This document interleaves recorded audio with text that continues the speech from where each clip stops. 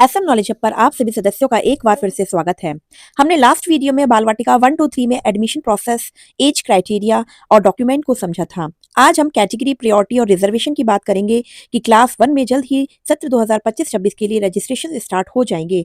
आशा करती हूँ कि आप सभी ने अपने डॉक्यूमेंट या तो तैयार करवा लिए होंगे या आपने अपडेट करवाने के लिए भेज दिए होंगे, क्योंकि डॉक्यूमेंट आपके पास में उपस्थित होना बहुत ज़रूरी है जब आप रजिस्ट्रेशन करेंगे। और अगर आपके बच्चे का नाम आ जाता है तो आपको सभी डॉक्यूमेंट उस टाइम पर स्कूल में सबमिट करने होते हैं। और अगर आप बाल वाटिका 1 टू 3 और अदर क्लासेस के लिए अप्लाई करेंगे तो आपको ऑफलाइन फॉर्म को फिल करके डॉक्यूमेंट अटैच करके आपको स्कूल में सबमिट करना होता है। तो आपके पास में कंप्लीट डॉक्यूमेंट होने चाहिए। क्योंकि डॉक्यूमेंट क्या-क्या आपको चाहिए यह हमने अपनी वीडियोस में समझाया हुआ है। आप वहाँ से कंप्लीट चेक कर सकते हैं। हमने कंप्लीट पीडीएफ डॉक्यूमेंट का बनाया हुआ है। आज हम कैटेगरी प्रायोरिटी और रिजर्वेशन की बात कर लेते हैं, क्योंकि बाल वाटिका के बारे में मैंने लास्ट वीडियो में आपको समझा दिया था। जो पेरेंट्स नए हैं वह हमारी प्रीवियस वीडियो को अवश्य चेक करें।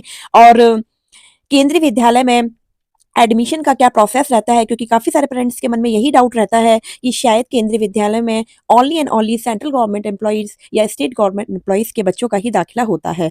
तो आज की वीडियो में यही डाउट क्लियर करने के लिए कि ऐसा सोचना कि गवर्नमेंट एम्प्लॉइज़ का ही केवल केंद्रीय विद्यालय में एडमिशन होता है, यह आपको क्लैरिफाई किया जाएगा। अगर आप जनरल कैटेगरी से आते हैं या आप कोई जॉब करते हैं या आप मज़दूरी करते हैं या आप सेंट्रल और स्टेट गवर्नमेंट से है या आप किसी कोटा कैटेगरी से आते हैं like SC, ST, BBL, EWS category, तो आप भी केंद्रीय विद्यालय में अपने बच्चे का अप्लाई क्लास 1 के लिए कर सकते हैं।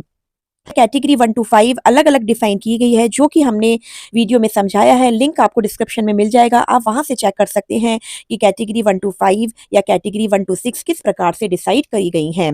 अब हम बात कर लेते हैं रिजर्वेशन की। तो आरटीई लॉटरी का रिजर्वेशन सबसे पहले रहता है, जो कि राइट टू एजुकेशन 25% का जो रिजर्वेशन है वह ईडब्ल्यूएस, बीपीएल कार्ड धारक, एससी, एसटी, ओबीसी, एनसीएल यानी कि डिसएडवांटेजेस ग्रुप के बच्चों के लिए बनाया गया है। और यह भी हमने काफी डिटेल से समझाया है अपनी वीडियो में कि आरटीए कोटा क्या होता है और कौन-कौन एलिजिबल रहते हैं।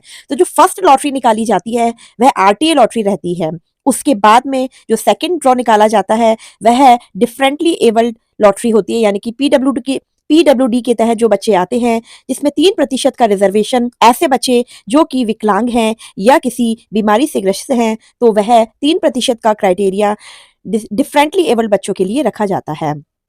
उसके बाद में जो कैटेगरी 1 है उसकी लॉटरी निकाली जाती है, जिसके अंतर्गत जो सेंट्रल गवर्नमेंट एम्प्लॉइज होते हैं, सेंट्रल आर्म फोर्स, सीएपीएफ और अदर सेंट्रल डिपार्टमेंट से जो आते हैं और जिनकी ट्रांसफरेबल जॉब होती है, जिसमें फ्रिक्वेंसी यानी कि नंबर ऑफ ट्रांसफर्स जिनके ज़्यादा होते हैं, उनको प्रायोरिटी पहले दी जाती है, जो कि हमने प्रीवियस भी समझाया हुआ है। फिर भी मैं आज आपको एक बार बताना चाहूंगी कि कैटेगरी 1 में सेंट्रल गवर्नमेंट एम्प्लॉइज का जो फॉर्म है वह उन बच्चों का फॉर्म फिल किया जाता है, उसमें भी जिनके नंबर ऑफ हाईएस्ट ट्रांसफर होते हैं उनको प्रायोरिटी पहले दी जाती है। कैटेगरी 2 में जो सेंट्रल गवर्नमेंट एम्प्लॉइज है, जो कि ऑटोनॉमस बॉडीज यानी कि ऐसे एम्प्लॉइज जो कि पब्लिक सेक्टर अंडरटेकिंग्स में काम कर रहे हैं, वह भी और सेंट्रल गवर्नमेंट एम्प्लॉय हैं, तो उनको कैटेगरी 2 में रखा जाता है। यानी कि सबसे पहले प्रेफरेंस कैटेगरी 1, देन कैटेगरी 2। उसके बाद एससी, एसटी, ओबीसी, जो कि आप समझ ही सकते हैं एक परसेंटेज का क्राइटेरिया डिसाइड होता है। जैसे कि एससी कैटेगरी उसमें 15% का रिजर्वेशन है, एसटी कैटेगरी से जो बिलोंग करते हैं उनके लिए 7.5% का रिजर्वेशन है, और जो ओबीसी एनसीएल से आते हैं उनको 27% का रिजर्वेशन रखा जाता है। उसके बाद जो कैटेगरी आती है, जो लॉटरी निकाली जाती है कैटेगरी 3 की, children of transferable and non transferable state government employees, जो ऐसे व्यक्ति जो स्टेट गवर्नमेंट एम्प्लॉय हैं और जिनकी जॉब ट्रांसफरेबल या नॉन ट्रांसफरेबल है, वह कैटेगरी 3 से अप्लाई करेंगे। देन कैटेगरी 4, इसके अंतर्गत जो स्टेट गवर्नमेंट एम्प्लॉइज हैं, जो पब्लिक सेक्टर अंडरटेकिंग्स में काम कर रहे हैं, ऑटोनॉमस बॉडीज में जो पार्शली जो जिनका फंड है वह गवर्नमेंट के हेड में रहता है, ऐसे पेरेंट्स जो कि स्टेट गवर्नमेंट एम्प्लॉइज है प्लस पीएसयूज में वर्किंग है, तो कैटेगरी 4 में वह पेरेंट्स आएंगे। और कैटेगरी 5 में जो इन ऊपर की कैटेगरी में जो कवर्ड नहीं हुए हैं, वह सभी कैटेगरी 5 में से आप अपने बच्चों का फॉर्म को फिल कर सकते हैं। चाहे आप प्राइवेट जॉब करते हो, चाहे आप एक मजदूरी करते हो, चाहे आप जनरल कैटेगरी से आते हो, तो आप कैटेगरी 5 से अप्लाई कर सकते हैं। कैटेगरी 6 उस केस में लागू होती है जहां पर केंद्रीय विद्यालय प्रोजेक्ट और आईएचएल सेक्टर में बने होते हैं। यह भी हमने काफी डिटेल से समझाया है कि आप कैसे फाइंड आउट करेंगे कि केंद्रीय विद्यालय प्रोजेक्ट सेक्टर में है, आईएचएल सेक्टर में है या सिविल और डिफेंस के अंडर में आता है। और कंप्लीट हमने वेबसाइट से चेक करना भी आपको बताया है कि आप अपने लोकेशन का केंद्रीय विद्यालय इस प्रकार से चेक कर पाएंगे।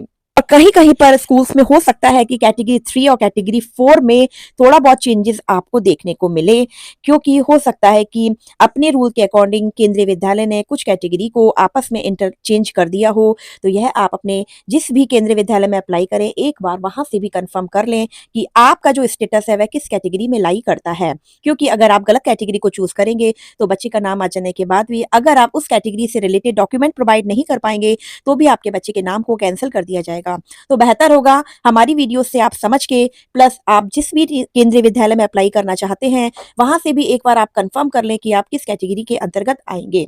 क्योंकि जो केंद्रीय विद्यालय जो बनाए गए हैं, उसमें जो एजुकेशन का मेथड है, जो एडमिशन प्रोसेस है, वह सबसे पहले कैटेगराइज़ किया गया है, देन उसमें भी रिज़र्वेशन का क्राइटेरिया बनाया गया है और उसके बाद में जो सिलेक्शन का प्रोसेस है, वह रहता है। क्योंकि जो प्रायोरिटाइज़ है, जो डाइवर्स ग्रुप्स में इंक्लूडिंग गवर्नमेंट एम्प्लॉइज को पहले प्रेफरेंस दी जाती है, देन इकोनॉमिकली वीकर सेक्शंस में, then socially disadvantage communities and then other. तो इस प्रकार से जो category, then reservation, then priority का सिलसिला इसमें एडमिशन के प्रोसेस में रहता है। हमने एक टेबल भी बनाया हुआ है जिससे आपको कंप्लीट प्रोसेस समझ में आ जाएगा कि किस प्रकार से सिलेक्शन का प्रोसेस रहता है। मैंने एक टेबल एक अजम्पशन बेसिस पे बनाया है, जो कि मैं नेक्स्ट वीडियो में आपको समझाऊंगी क्योंकि वीडियो लेंदी हो जाएगा।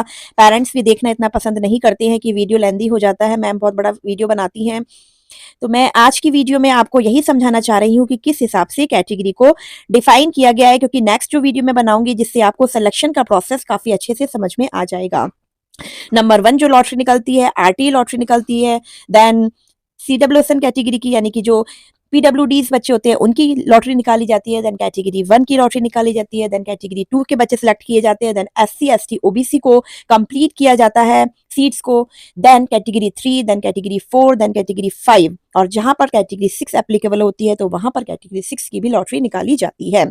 तो इस तरीके से लॉटरी निकालने का प्रोसेस रहता है और किस प्रकार से सिलेक्शन होता है मैं नेक्स्ट वीडियो में आपको विद एग्जांपल समझाऊंगी कैसे कैसे सीट का अलॉटमेंट होता है, जो कि आपको बिल्कुल इजीली समझ में आ जाएगा। मैंने टेबल बनाया हुआ है जो कि मैं नेक्स्ट वीडियो में आपको काफ़ी अच्छे से डिफाइन करने वाली हूँ। अगर वीडियो अच्छी लगी हो, अधिक से अधिक पेरेंट्स तक आप शेयर करें और आप हमें इंस्टाग्राम और फेसबुक से भी जुड़ सकते हैं। जो हम मेरा थोड़ा गले में भी प्रॉब्लम है आज, तो सत्र 2025-26 में जल्द ही केंद्रीय विद्यालय क्लास 1 में रजिस्ट्रेशन से स्टार्ट हो जाएंगे। जो भी पेरेंट्स अपने बच्चों का दाखिला केंद्रीय विद्यालय में सत्र 2025-26 क्लास 1 में करवाना चाहते हैं, कंप्लीट हमारी वीडियोस को गो थ्रू करें और सिलेक्शन का जो प्रोसेस है आप अच्छे से समझ लें। और जो चैनल पर नए हैं, चैनल को सब्सक्राइब करना ना भूलें। नेक्स्ट वीडियो में मिलते हैं। Thank you.